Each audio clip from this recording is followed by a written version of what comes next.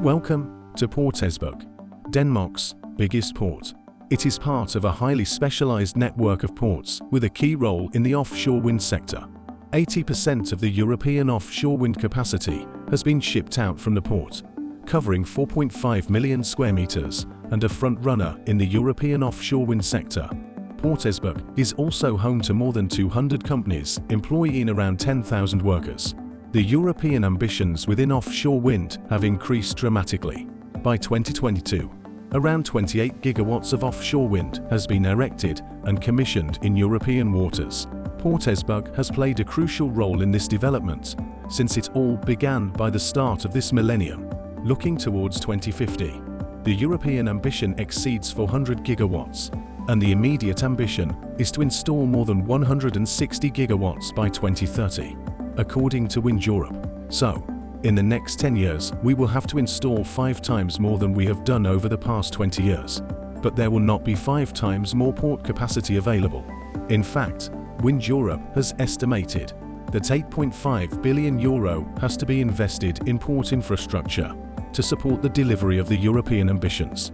This development has dramatically increased the complexity of the operations at the port. At Port Esbjerg, we have foreseen this situation and initiated port expansion projects already more than 5 years ago. In 2025, we will add another 750,000 square meters to our port. But we must invest smart. Port expansion will not be the only path to follow. At Port Esbjerg, we have introduced technology to optimize our port capacity. We have created a digital twin. Our digital twin is a dynamic virtual representation of the port, the capacities in the port, and the ongoing processes in handling port commodities. It is updated from real-time data and uses simulation, machine learning, and reasoning to help our decision-making. We can simulate different planning situations. Let us have a look at the simulation. This is built up with real vessel specifications and data from our cranes and trucks, and exact infrastructure dimensions.